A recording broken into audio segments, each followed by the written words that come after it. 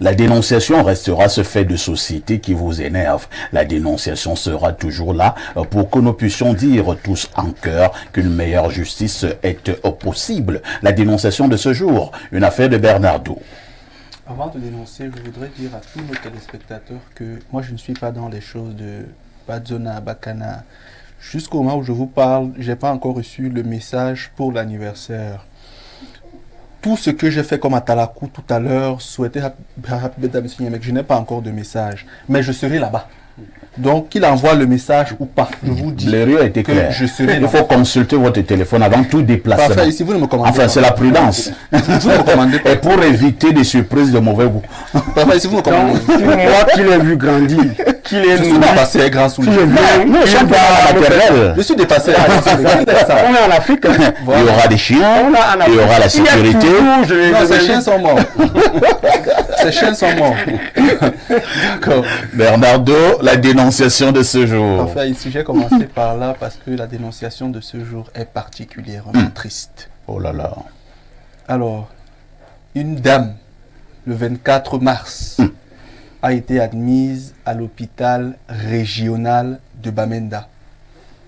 Elle attendait les triplés. La poche des os s'est rompue à 2h30, donc 2h du matin dans la nuit, et elle est arrivée à l'hôpital à 6h. Elle a informé les infirmières et les médecins sur place qu'elle perdait les os. Et dans leur pratique, généralement, quand on perd les os, il faut accélérer le processus pour que les enfants ne décèdent pas, soit par manque d'oxygène ou par d'autres difficultés. Sauf que, malgré ces plaintes, on l'a bien examinée et on lui a fait comprendre qu'elle a effectivement perdu les os. Elle a demandé, quand est-ce que vous allez m'opérer? On ne lui a rien dit. On était un dimanche.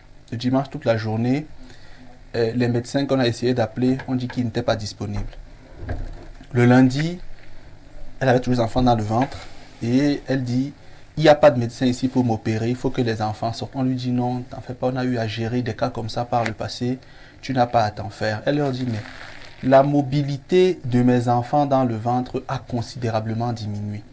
Après 29 semaines, je pense qu'on peut les enlever et les mettre dans une couveuse pour les faire grandir. Je ne comprends pas. Mardi, il n'y a toujours pas de médecin. La gynécologue qui la suivait n'est même pas passée. Et le mercredi, elle fait une fièvre. C'est quand elle fait donc la fièvre que les médecins lui disent qu'il faut l'opérer. Et quand on l'opère, les deux enfants étaient dans deux poches différentes. Donc c'était des triplés, mais il y avait deux qui étaient homozygotes et un qui avait son œuf à côté. Les deux enfants de la première poche sont décédés par manque d'oxygène. Et la fille dans la troisième, c'était deux garçons, la fille dans la troisième poche, dans la deuxième poche, pardon, est sous assistance respiratoire. Donc elle est en réanimation parce que justement on n'a pas vraiment pu prendre soin d'eux à temps. C'est une situation particulièrement triste. La maman est particulièrement choquée et elle dit que depuis que les enfants sont décédés, sa gynécologue n'est jamais passée à l'hôpital pour la voir, pour la réconforter, alors que c'est elle qui avait même travaillé à ce qu'on puisse l'opérer. Donc c'est une affaire particulièrement triste du côté de Bamenda et j'ai tenu à la présenter ce matin pour que le ministre de la Santé, qui nous écoute souvent, prenne des mesures adéquates par rapport à cette négligence coupable à l'hôpital régional de Bamenda. Alors, lorsque la dame partait à l'hôpital, elle savait déjà que cela nécessitera une intervention chirurgicale, c'est ça? Oui, parfait. Selon la gynécologue qui la suivait. Oui. En fait, une fois que vous perdez les os, on doit faire ce qu'on appelle dans le langage médical la délivrance. Donc, on doit libérer, évacuer les enfants, puisque le liquide amniotique, ce liquide-là permet à l'enfant de séjourner. Une fois que vous avez rompu les os, l'enfant n'a plus vraiment de cadre. Il n'est plus dans un bel espace de vie. Voilà, donc il peut facilement s'infecter, perdre, ne plus avoir d'oxygène et donc finir par décéder, ce qui est malheureusement arrivé. Vous avez dit que c'est à l'hôpital régional de Bamenda. D'accord. Je passe d'abord la parole à Soulé Onoyolo pour sa réaction. Ma réaction est à double détente. Il faut regretter et condamner ce qui s'est passé. Parce que voilà des vies humaines, peut-être que voilà, il y avait un président de la République, il y a un président du Conseil constitutionnel. Comme ceux qui sont là s'éternisent aux affaires. Mais soyons très sérieux, comment est-ce qu'on peut arriver dans un état critique à l'hôpital le dimanche, passer toute la journée de dimanche, celle de lundi, pour qu'interviennent les médecins le mercredi. Le mercredi, quand il est trop tard. Ce qui est sûr, c'est que ces médecins qui interviennent mercredi savent que la sentence est là. Les enfants ne sont plus vivants. Mais c'est vraiment à déplorer, c'est très grave. La conscience, n'est-ce pas, le serment, vous avez dit d'Hippocrate ou bien d'Hippocrate? Parce qu'il y a des gens qui disent que le serment d'Hippocrate est devenu le serment d'Hypocrite. Mais lorsque j'ai dit ça, ça pose un autre problème. Nous sommes à Bamenda. Bamenda, où les gens font semblant, les Atangandji, n'est-ce pas? Font semblant de croire. Et Naloba et Onga que tout va bien. C'est-à-dire qu'il y a un problème, n'est-ce pas, du personnel à Bamenda. Vous voyez, un gynécologue, ou alors une gynécologue qui vient quand elle veut. Vous savez qu'aujourd'hui, les affectations dans le nozo laissent entendre que ce seraient des affectations disciplinaires. Les gens font ce qu'ils veulent, n'est-ce pas? Il n'y a pas de personnel. Donc, ces genres de choses, on les vit partout. C'est-à-dire, ça fait très mal, parce que Bamenda, parce que cette femme est endeuillée, parce que des vies sont parties. Mais lorsque vous parcourez l'arrière-pays, vous avez cela. Parce qu'il aide la santé comme de l'enseignement. Le gros du personnel est dans les villes urbaines. Yaoundé, Douala, où ça sature. Mais ailleurs, il n'y en a pas. Très bien. Maintenant, l'autre chose qu'on ne peut pas évacuer, c'est qu'on a toujours dit au Cameroun, à l'État du Cameroun, de donner des bons salaires au personnel soignant. Il y a les enseignants et les personnels soignants. Lorsqu'ils ne sont pas bien payés, ils ne sont pas bien rémunérés, je ne dis pas... Lorsqu'ils ne sont pas bien payés, ils doivent laisser mourir... Je ne dis pas, justement, je vous voyais venir. Ah ouais. Je ne dis pas que c'est acceptable. Mais parfait, il ne faut pas jeter le bébé avec l'eau du bain. Les conditions dans lesquelles exercent les personnels soignants et les enseignants sont exécrables et difficiles. Ça fait que il y a des égarements comme ceux-là qu'on peut observer.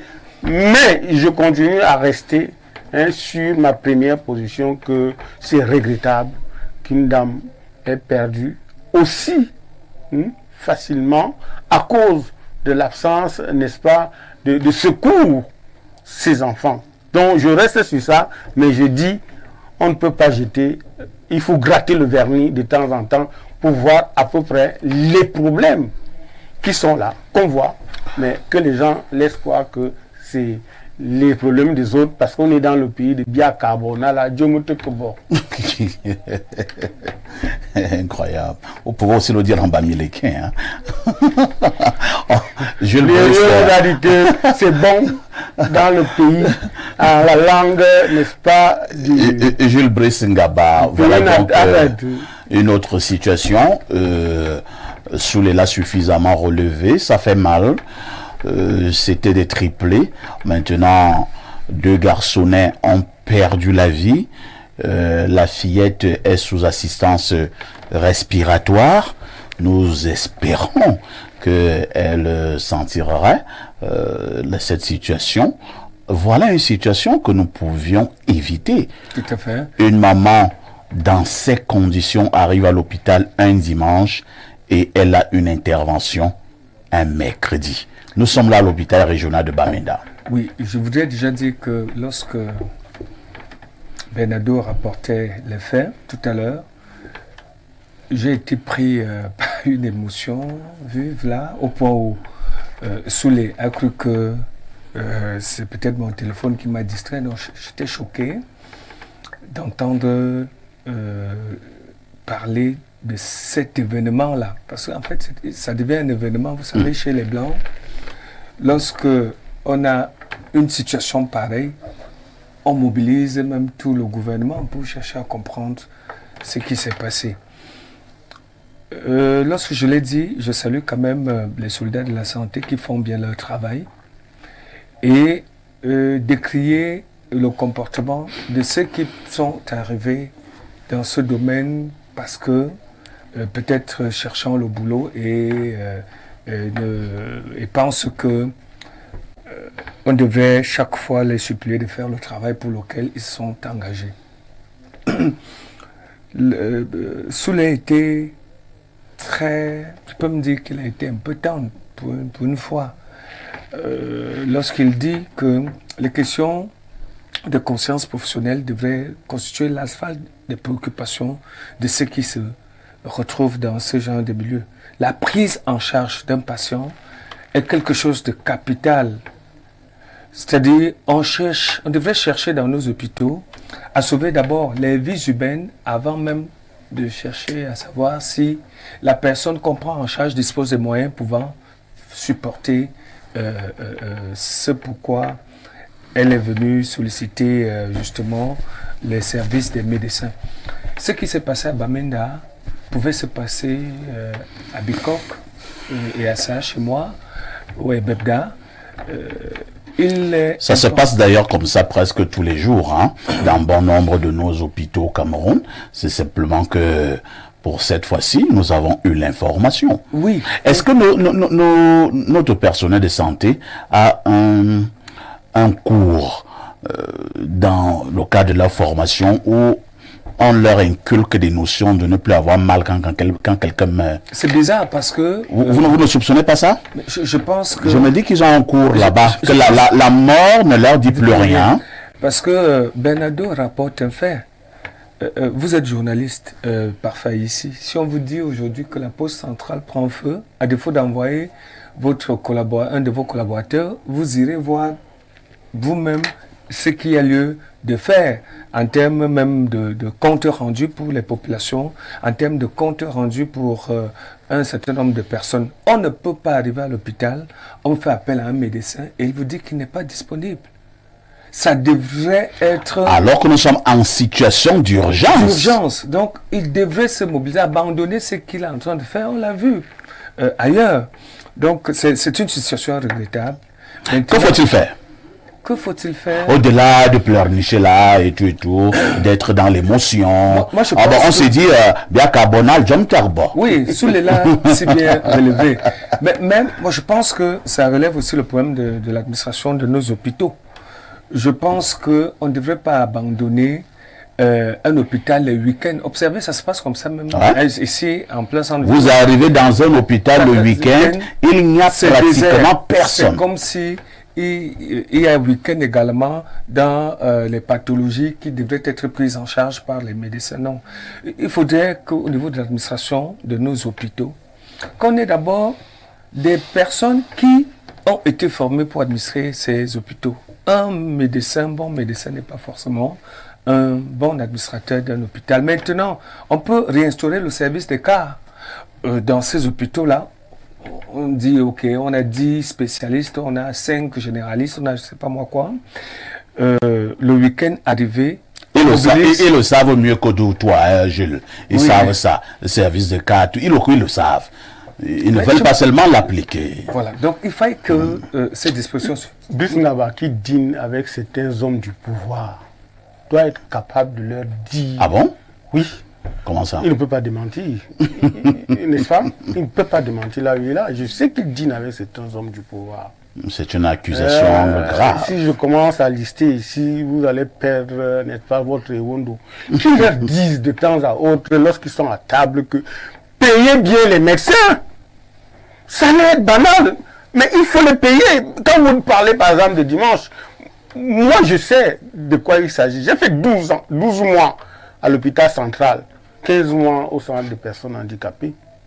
Mais les gars là, ils travaillent les mains nues. Ils ne sont pas bien payés. Quand même, quand vous voyez le train de vie des hauts commis de l'État qui roulent à milliards, qui déclarent qu'ils ont 1 milliard, 2 milliards, alors qu'ils ne sont pas des hommes d'affaires, ils ne sont pas des opérateurs économiques.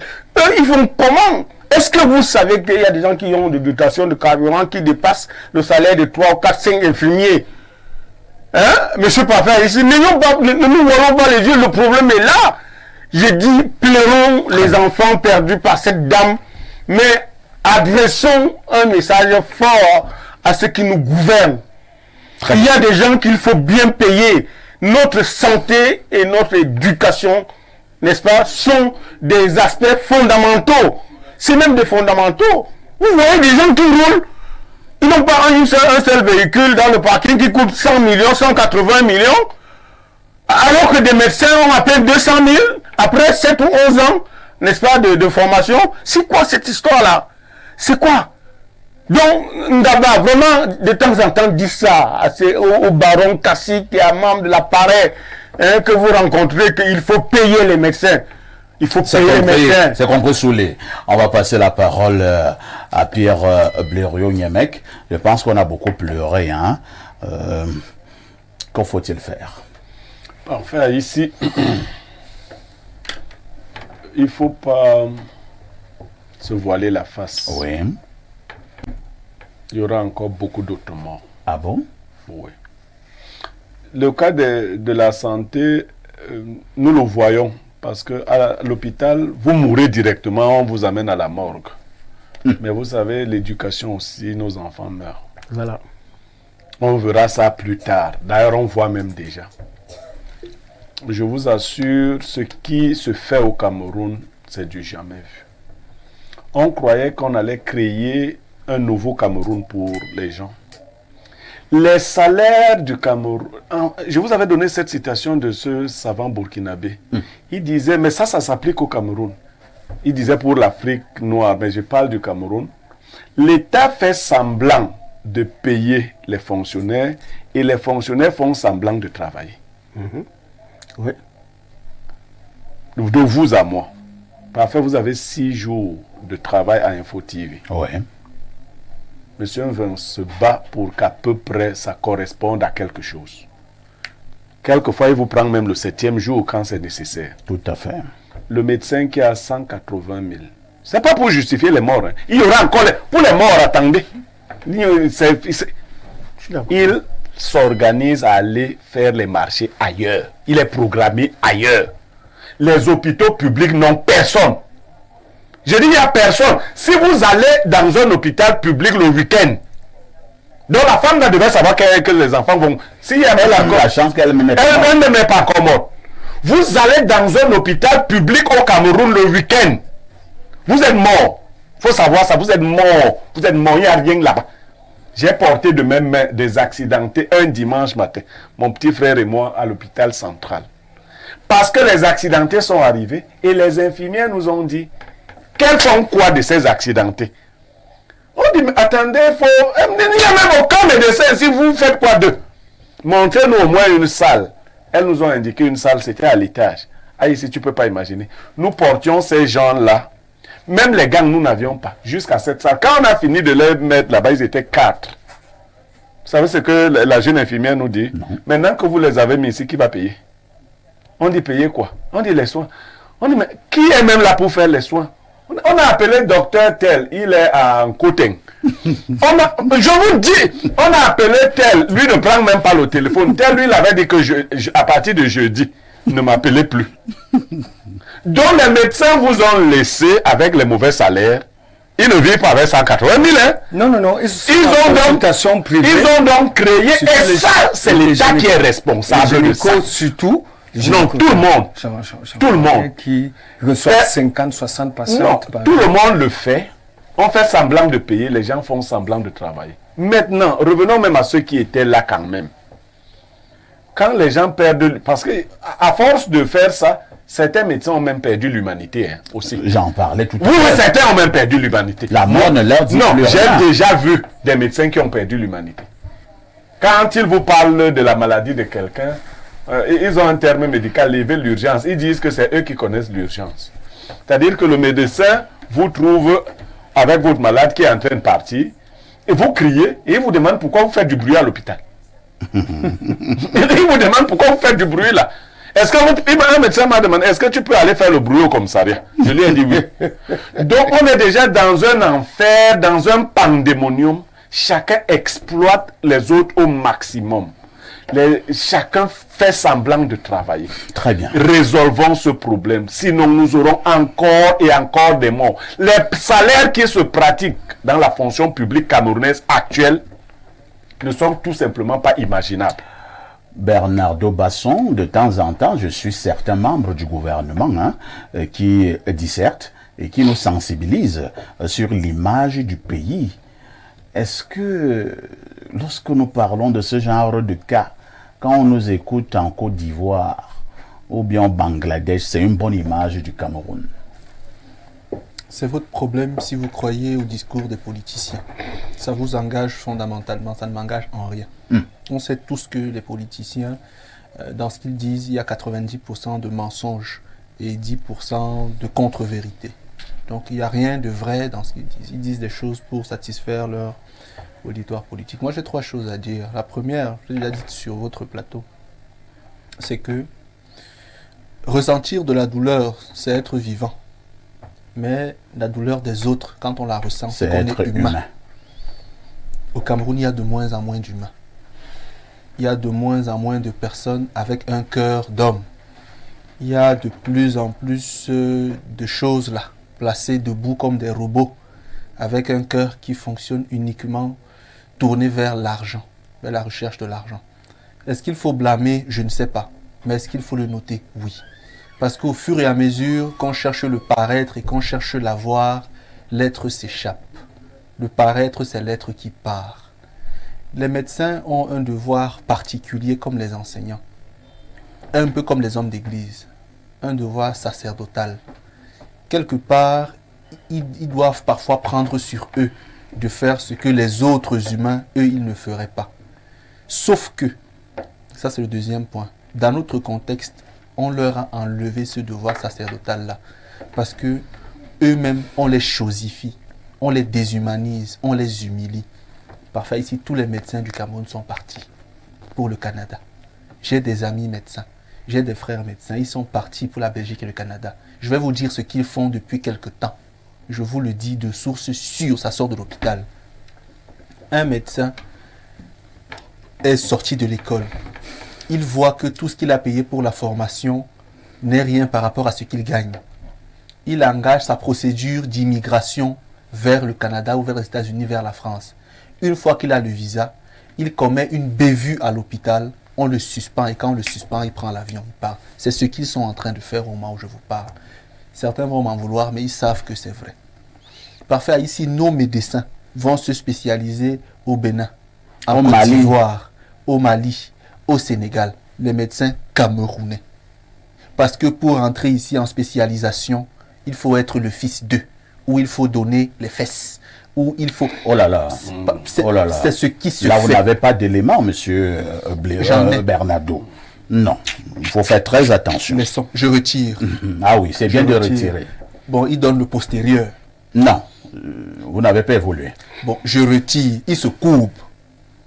Il plante des choux. Il plante des choux pour pouvoir avoir accès à l'école de spécialisation. Au Cameroun, il n'y a plus beaucoup de spécialistes. Les quelques-uns qui sont formés sont des administrations dans les bureaux. Ils ne travaillent plus.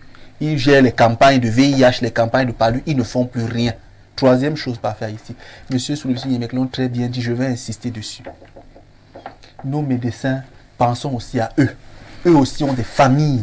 Eux aussi ont des enfants. Eux aussi ont des amis. Ils n'ont rien. Ils ont dans leur jargon ce qu'on appelle le narco. Le narco, c'est ce que les enseignants appellent le champ. Donc, c'est les différentes structures dans lesquelles ils vont travailler pour arrondir les fins parce qu'ils n'ont rien à faire ici.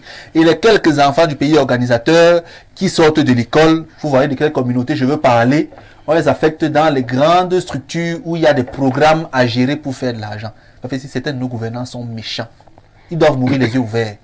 Oui, les yeux, ils doivent voir leur mort venir comme ça. Parce qu'ils sont méchants. Nous ne sommes pas là pour souhaiter la mort des gens. Non, ils sont méchants. On va lire... On a des frères médecins. Oui, les amis médecins, ils vivent comment? Ils vivent de quoi? Quand j'avais encore mes 2 jambes. Oui. Moi, j'ai perdu mes jumeaux en 2013, vous le savez. J'ai perdu mes jumeaux grands sous en 2013. Ne pleurez pas, À l'hôpital Bernardo. central.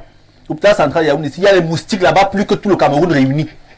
Je dis à l'hôpital là, parce que les conditions sont exécrables. Je dis, il y a les moustiques, les gros moustiques comme ça qui font dans les enfants chaque jour. Vous voyez comment les moustiques s'accouplent et font les enfants. À l'hôpital central. Oui, Qu'on Soulé. avait ça. Oui, quand vous voyez le nombre de Camerounais, médecins, spécialisés, spécialistes, formés à l'étranger, mais qui décident de ne pas rentrer, vous comprenez que le Cameroun était Va mal. qui marche sur la tête. J'en ai rencontré, nous avons rencontré 5 à Moscou, n'est-ce pas? Vraiment à Moscou, on se retrouvait à la Coupe des Confédérations. Et naturellement, quand ils ont vu le Cameroun, ils sont venus. À la fin, ils nous ont invités à échanger. Chacun a présenté, n'est-ce pas, son pedigree, sa spécialisation. Et on leur a dit, mais attends, on n'a pas assez, on vous a besoin de vous au Cameroun. 2 nous ont dit qu'ils sont revenus, ils n'ont pas fait 6 mois. Ils étaient obligés de repartir parce que même le minimum, mais quel est ce pays où on paye les gendarmes, on paye l'armée, on paye des gens 2, 3, 4 fois plus que les médecins et les enseignants. Entre nous, Non, Soul, moi je crois qu'il faut pas changer de problématique. Moi je vous ai dit, j'ai 15 enfants. Le fait de payer les militaires, c'est pas ça qui réduit l'argent qu'on devait donner aux médecins. On refuse de donner aux médecins leur argent. non. Donc, Moi je parle de l'arbitraire dans les arbitrages. Oui, mais non, on refuse. L'arbitraire dans les arbitrages. Celui qui fait ça protège son poste. Parce que vous savez, les militaires sont allés une fois dans une opération là. Vous avez vu le coup qu'ils avaient fait là? En Centrafrique. En Centrafrique, quand ils sont revenus, il n'y avait pas leur argent. Les armes ont commencé à crépiter. Il y a un marché. On a trouvé On est l'argent. venu avec les sacs d'argent. Les médecins ont des armes plus dangereuses donc.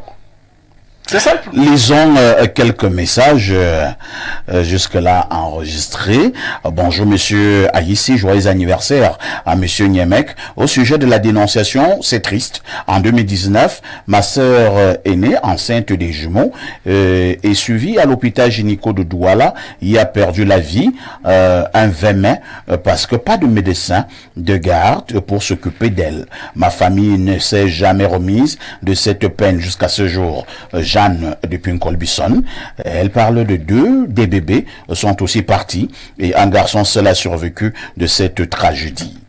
Autre message ce jour, nous allons prendre le message de Pascal de la France. Je pense que Pascal est un médecin exerçant en France.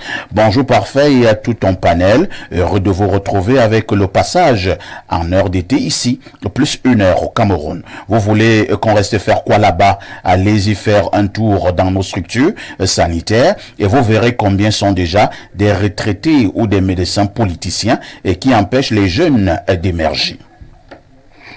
Autre message ce jour, nous sommes là. Alors, nous allons prendre celui-ci. C'est un message qui nous vient des États-Unis. Je le récupère. Ça y est, c'est le +1 438. Il s'agit de quel pays là? Bernardo, les États-Unis. Parfait, salut et bien de choses à vous. J'ai ma fille de 16 ans qui a accouché vendredi. Voyez-vous, ma plus grande crainte était justement que sa situation soit déclarée difficile vu son âge. Toute la nuit, moi qui ne vis pas au pays actuellement, je n'ai pas eu la tranquillité toute la période qu'ont duré les contractions. Dieu merci, ça s'est bien passé pour elle. Dites à Bernardo qu'un médecin qui vient au Canada venant de l'Afrique n'est même pas considéré comme un infirmier. Il doit encore aller faire une formation d'1 à 3 ans pour devenir infirmier. Mais je n'ai pas dit le contraire. Tout ce que je dis, c'est qu'ils partent pour chercher meilleure fortune. Non, moi je viens d'abord de me renseigner. C'est vrai ça? Beaucoup l'ont déjà dit, Beaucoup me l'ont dit. Je vais rire comme un village, Donc, un médecin parti du Cameroun, il arrive au Canada. Ouais, il fait encore 1 à 3 ans pour devenir infirmier. Bon, là, c'est un peu excessif. Là, c'est un peu excessif. C'est pas vrai. C'est excessif. Mais il faut un recyclage pour améliorer Incroyable. C'est excessif. C'est excessif. Alors, prenons ce message qui vient de la France, c'est le plus 33. Bonjour le sac de la modération et joyeux anniversaire au consultant planétaire de tous les temps et sucre national. En ce qui concerne les hôpitaux du pays, j'ai un mauvais souvenir de mon fils en vacances au Cameroun décédé à l'hôpital de la Caisse. Problème de gastro avec tous les moyens que j'ai envoyés à madame pour le rapatrier. Depuis ce jour, les autres, c'est fini avec le Cameroun. C'était le 7 janvier 2016 et lui rentrait le 12 janvier. 3 jours de gastro, il décède pour négligence. C'est Joël depuis Paris qui envoie le message. Bonjour, parfait ici et tout ton panel. J'écoute toujours les gens sont mal payés, mais avant de faire ces concours, ils ignoraient la grille salariale. Ces médecins manquent d'humanisme. Joyeux anniversaire à monsieur Niemek qui vit pour Samuel Eto'o. Drôle de manière de souhaiter joyeux anniversaire à quelqu'un. Hein? Bon, non, je prends tout. Bonjour le plateau, parfait, je ne comprends rien du tout. Pourquoi ces hauts cadres de l'État n'ont jamais de problème de salaire? C'est Wilfried Dumbam et Kim qui envoie le message. Moi, je n'en sais rien. Hein. Allons au plus 39, c'est l'Italie. Bonjour, perfect au panel. Et bonjour, et surtout, happy birthday à Blériot. Bernardo a oublié de dire que cet hôpital est l'un des hôpitaux de référence que les RDPcistes citent à qui veulent l'entendre. Il faut aussi savoir que le 237 fait partie des pays où le taux de mortalité infantile et de la mère à l'accouchement est des plus élevés. J'ai une collègue italienne qui a fait sa thèse dessus. Il faut aller voir le pourcentage de Camerounais par médecin pour comprendre pourquoi l'espérance de vie chez nous dépasse difficilement 50 ans, alors que c'est de 81 ans ici. Enfin, cette maman a survécu. J'espère que sa fille aussi, et malheureusement, il n'y a jamais de justice dans ces situations parce que le système est foutu. Les médecins de cet hôpital était sans doute en train de sauver d'autres vies où on les paye mieux. Et ce serait toujours ainsi tant qu'on ne reverrait pas l'organisation. Merci depuis Ferrara, c'est Ndobo. On va lire peut-être deux derniers. Hein. Allons du côté de la Côte d'Ivoire, c'est le 225. Bonjour monsieur Parfait, ici. C'est vrai, le Cameroun est pourri, mais ma maman a été sauvée d'une tumeur, opérée à la tête par un professeur médecin de l'hôpital central de Yaoundé, très gentil et humain. C'est vrai, ils ne sont pas nombreux, mais félicitations, ceux qui prennent le travail au sérieux. Hommage vivant à Pierre Blériot-Niemek à l'occasion de son anniversaire. Prière perfecto dire ceci, espace miné de ce jour. C'est de Dr Kofan. Tu sais Blériot qu'il est difficile non seulement d'être ton ami, mais davantage douloureux de conserver ses statuts. Mais quand on y parvient, on expérimente les délices d'une amitié sincère et sans filtre. C'est d'ailleurs pour cela qu'autour de toi, je n'ai connu que des fantastiques personnalités comme Parfait ici, que je toi au quotidien. En ce jour où tu célèbres ton anniversaire, je voudrais te dire merci du fond du cœur. Merci de m'avoir toujours donné de l'espoir, des encouragements, de la joie et du soutien lorsque ça n'a pas été facile. Tu sais de quoi je parle. Tu es le meilleur et j'espère que ton anniversaire sera aussi inoubliable que toi. Chaque jour, j'apprends quelque chose de nouveau grâce à ton intelligence pure. Profite de cette journée spéciale et utilise tout ce qui te rend, tout ce qui rend ta vie merveilleuse. Monsieur le Président, heureux anniversaire. Ton frère et ami Dr Kofan. Président, on n'a pas de lumière ici. J'ai envoyé ceci à partir, s'il te plaît, donne-lui cela. D'accord. Bon. Joli message hein, venant d'un ami à Pierre Blériot-Niemek. À tout de suite pour la suite.